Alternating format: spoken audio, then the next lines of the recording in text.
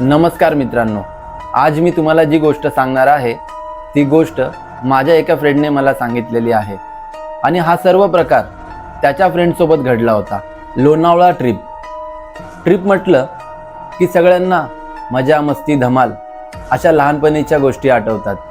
पण काही ट्रिप ह्या आपल्यासोबत अशा प्रकारे घडतात त्या आपल्याला आयुष्यभर आठवणी देऊन जातात आणि अशाच ट्रिपबद्दल मी तुम्हाला आज सांगणार आहे. मार्च 2015 मध्ये ठाण्याचे 4 मित्र लोणावळ्यामध्ये एक विला बुक करतात आणि गरमीचा सीझन असल्यामुळे त्यांना हवं तसं बंगला भेटत नव्हता.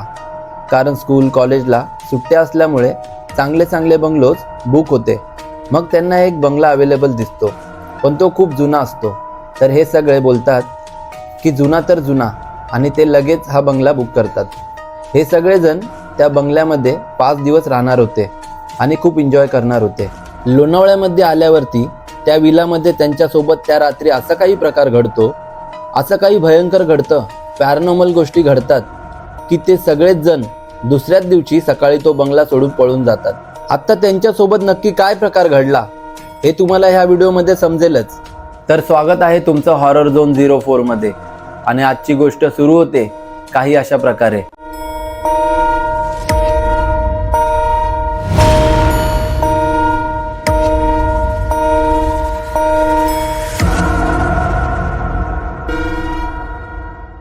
राज, अक्षय, अमय आणि ओम हे 4 मित्र होते. तर यशने मला ही त्यांची रिअल स्टोरी सांगितलेली आहे. हे सगळे ठाण्यामध्ये एका IT कंपनीमध्ये कामाला होते. कामापासून थोडा ब्रेक मिळावा म्हणून ते फिरायला जायचा प्लॅन करतात लोणावळ्यामध्ये. ऑफिसमध्ये सुट्टी वगैरे घेऊन ते फिरायला जाण्याचा प्लॅन करतात आणि विला बुक करून ते लोणावळ्याला जाण्यासाठी निघतात. आणि संध्याकाळच्या वेळेस ते त्या विलाजवळ पोचतात. विलाजवळ आल्यावरती ते बघतात की ऑनलाईन विला जेव्हा बुक केला होता आणि ह्या विलामध्ये खूप फरक आहे. कारण हा विला खूप जुना आणि भयंकर दिसत होता. आता त्यांच्याकडे दुसरा कोणता ऑप्शन नव्हता. मग हे सगळेजण तिथे राहायला जातात. आणि यांना त्या विलाबद्दल आवडलेली एक गोष्ट म्हणजे हा विला गर्दीपासून खूप लांब होता आणि आजूबाजूला फक्त जंगल होतं. हे सगळेजण खूप खुश होतात कारण ह्यांची सुट्टी निसर्गाच्या अरण्यात होणार होती. त्या विलाचा जो केअरटेकर आहे विनोद, जो 30-32 वर्षाचा आहे, तर विनोद त्यांना विला दाखवत होता. पण विला दाखवत असताना राजच्या डोक्यात एक गोष्ट लक्षात येते की विनोद सारखा त्याच्या घड्याळात वेळ बघतोय, जसं काही त्याला कुठेतरी अर्जंट जायचं आहे. तर राज त्याला विचारतो पण की विनोद, तुला कुठे जायचं आहे का? तर विनोद बोलतो की हो, मला जायचं आहे कारण माझा वेळ झाला आहे आणि माझ्या घरचे माझी वाट बघत असतील.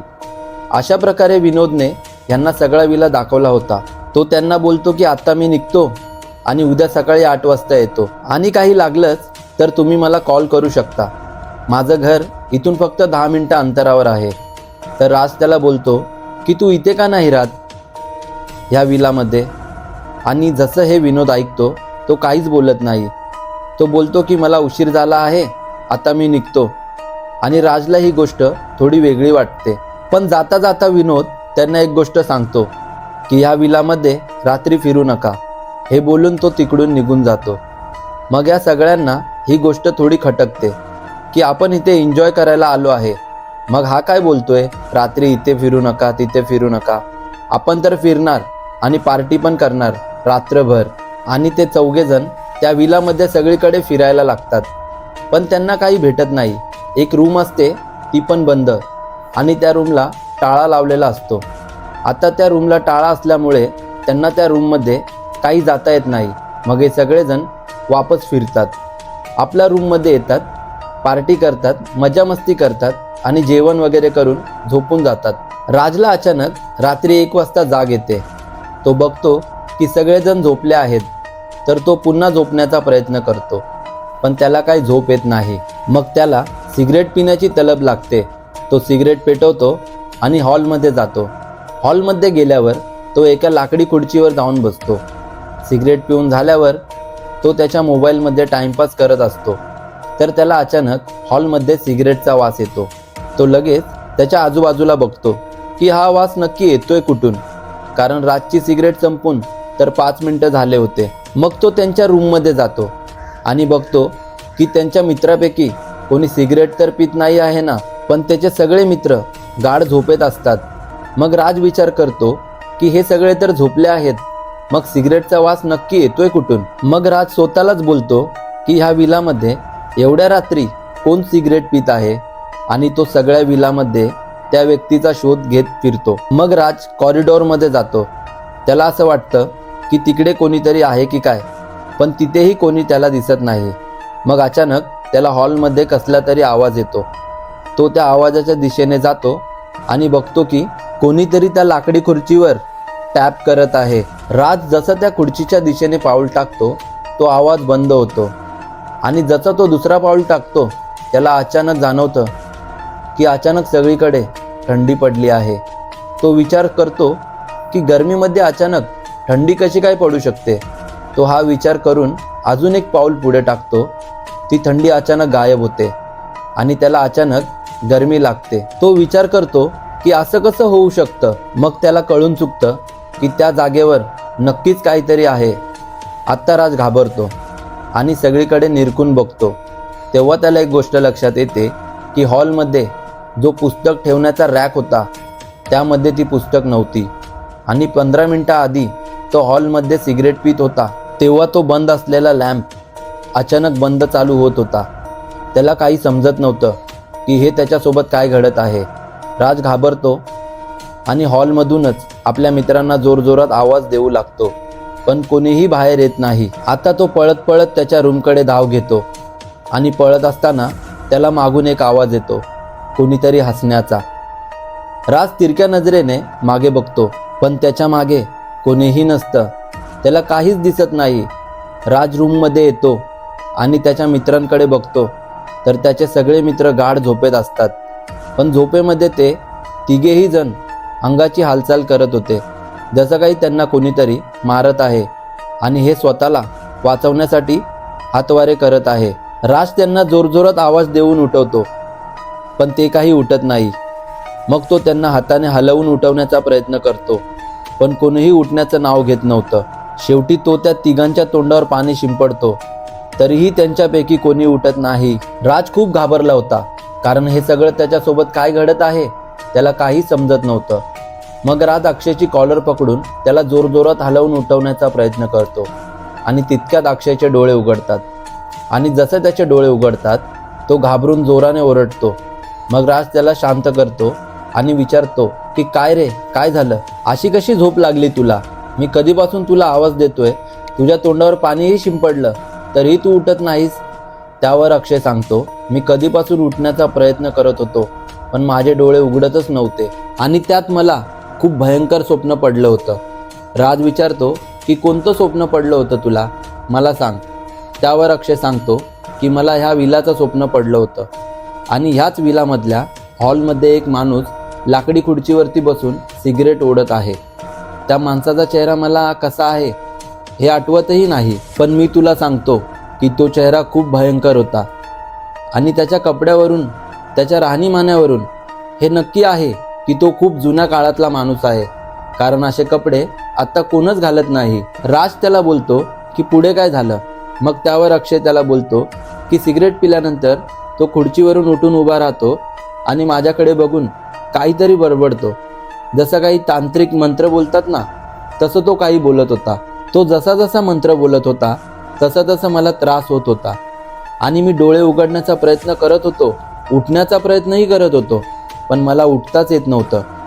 पण तेवढ्यात तू मला उठवलंस. मग राजची नजर अक्षयच्या गळ्यावरती जाते, आणि बघतो तर काय, त्याच्या गळ्यावर बोटांचे निशाण होते, जसं कोणीतरी त्याचा गळा दाबला आहे. आता राजला एक गोष्ट समजली की अक्षयने जे स्वप्न बघितलं आहे ते स्वप्न नाही, तर त्याच्यासोबत खरं घडत होतं.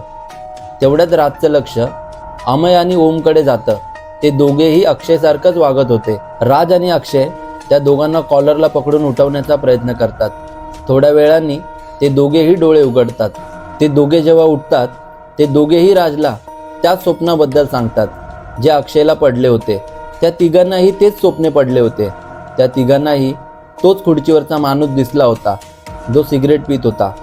राज आता त्या तिघांना त्याच्यासोबत घडलेल्या गोष्टी सांगतो, आणि जेव्हा ते ऐकतात ते खूप घाबरतात. राज जसं त्यांना ती गोष्ट सांगत होता अचानक त्यांना हॉलमधून काहीतरी काचेची वस्तू फुटल्याचा आवाज आला. मग हे चौघेही हॉलमध्ये जातात आणि इकडे तिकडे बघत असतात, पण त्यांना कुठेही काय फुटलेलं दिसत नाही. इकडे तिकडे बघत असताना त्या चौघाचीही लक्ष त्या कोपऱ्यातल्या खुर्चीकडे जाते आणि ते बघतात तर काय, त्यांना तिथे कोणीतरी उभा आहे असं दिसतं. पण अंधार असल्यामुळे त्यांना ते नीट दिसत नाही. ते चौघेही एकामेकांकडे बघतात की हा नक्की काय प्रकार आहे, ही व्यक्ती कोण आहे जी सारखी गायब होते आणि परत येते. आणि अचानक त्यांना त्या कोपऱ्यातून कसला तरी मंत्रांचा आवाज येऊ लागतो, जो राजला ह्या आधी आला होता. पण आता जसा ते मंत्र त्यांना ऐकू येत होते तसं त्यांना त्या मंत्राचा त्रास होत होता. त्यांच्या पोटात खूप दुखत होते. ते चौघेही तिथून पळत आपल्या रूममध्ये जातात आणि रूमचा दरवाजा लॉक करतात आणि एकामेकांकडे बघतात की हे नक्की आपल्यासोबत काय घडत आहे. तेवढ्यात अक्षय राजला बोलतो की विनोदला फोन कर आणि विचार की नक्की आमच्यासोबत काय घडत आहे. मग राज विनोदला फोन करतो, पण विनोदचा फोन बंद लागतो आणि त्यांच्या रूमचा दरवाजा कोणतरी जोरजोरात ठोकतो. हे ऐकल्यावर ते चौघेही खूप घाबरतात. सगळ्या रूममध्ये शांतता पसरते. सगळे फक्त एकामेकांकडे बघत असतात. त्यांच्यापैकी कोणाचीही हिंमत होत नव्हती की तो दरवाजा उघडून पाहण्याची, की तो दरवाजा कोण ठोकत आहे. आणि त्यांच्या जागी दुसरं कोणीही असतं त्यांनीही हेच केलं असतं. आता हे चौघे एकामेकांकडे बघत त्या दरवाजाकडे बघत असतात आणि तितक्यात त्यांना आवाज येतो कोणाच्या तरी चालण्याचा, जसं त्यांच्या रूमच्या बाहेर कोणीतरी चालत आहे. आणि त्यांना हे कळून चुकलं होतं की हा तोच माणूस आहे जो आपण हॉलमध्ये बघितला होता. तो रूमच्या बाहेर चक्रा मारत होता. हे बघून हे चौघेही जण खूप घाबरले होते, अक्षरशः कापत होते. राज सगळ्यांना बोलतो की तुम्ही अजिबात घाबरू नका, तुम्ही फक्त देवाच्या नावाचं स्मरण करा आणि झोपू नका. सकाळ होण्यासाठी अजून 2 तास बाकी होते. राज सगळ्यांना बोलतो की घाबरू नका, लवकरच सकाळ होईल आणि आपण इथून निघून जाऊ. आणि तो माणूस त्यांच्या रूमच्या बाहेर फिरत होता आणि त्याच्या पावलांचा आवाज सगळीकडे घुमत होता. फक्त पावलांचाच आवाज येत नव्हता, तर तो माणूस बाहेर काही ना काही वस्तू फेकत होता आणि तोडत होता. आणि यांना हे कळून चुकलं होतं की हे सगळं तो आपल्यासाठी करतोय, आपण बाहेर जाऊ म्हणून. ते चौघेही सकाळ होण्याची वाट बघत होते आणि बघता बघता सगळे आवाज हळूहळू बंद होऊ लागतात. सकाळ झाली होती, पण तरीही कोणाची हिंमत होत नव्हती बाहेर जाण्याची, की तो माणूस अजूनही आहे की गेला हे बघण्याची. सकाळचे 7:30 वाजतात आणि विनोद जेव्हा त्या विलामध्ये येतो तेव्हा हे चौघेही त्याला घट्ट मिठी मारतात आणि त्याला रात्रीचा सगळा प्रकार सांगतात की रात्री त्यांच्यासोबत काय घडलं. सगळेजण त्याला प्रश्नावर प्रश्न करतात की ह्या विलामध्ये असं काय आहे की कालची रात्र आमच्या जीवावर बितली होती. तेव्हा विनोद त्यांना बोलतो की मी तुम्हाला सांगितले होते की रात्रीचे कोणीही ह्या विलामध्ये बाहेर फिरू नका, कारण मलाही याआधी ह्या विलामध्ये अशा गोष्टी जाणवल्या आहेत. पण तुमच्यासोबत जे घडलं ते खूप भयंकर होतं. असं माझ्यासोबत कधीच घडलं नाही.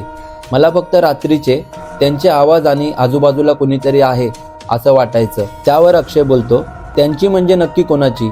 ह्यावर विनोद बोलतो मालकांची, हा विला ज्यांचा आहे त्यांची. गेल्या 30 वर्षापूर्वी त्या हॉलमध्ये असलेल्या त्या खुर्चीवरती त्यांचा मृत्यू झाला होता.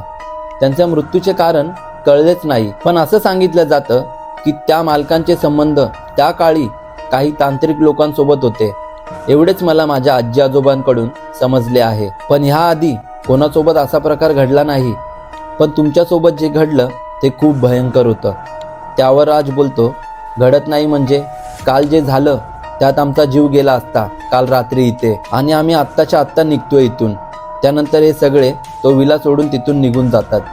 त्यानंतर राज ऑफिसला येतो आणि ही सगळी स्टोरी त्याच्या फ्रेंड लोकांना सांगतो की ही स्टोरी ऐकण्यासाठी खूप फिल्मी वाटते, पण ती तशी अजिबात नाहीये. आम्ही तो अनुभव स्वतः तिथे घेतला आहे आणि त्या रात्रीपर्यंत आमचा भूतप्रेतांवरती अजिबात विश्वास नव्हता. पण त्या रात्री आमच्यासोबत जे काही घडलं ते आठवल्यावरही आमचे हातपाय गळून जातात आणि आम्हाला विश्वास दाखवतात की अशा पॅरानॉर्मल गोष्टी या जगात असतात. आणि अशाच हॉरर व्हिडिओ बघण्यासाठी आपल्या चॅनलला सबस्क्राईब करा आणि हा व्हिडिओ आपल्या फ्रेंड लोकांना जास्तीत जास्त शेअर करा. धन्यवाद.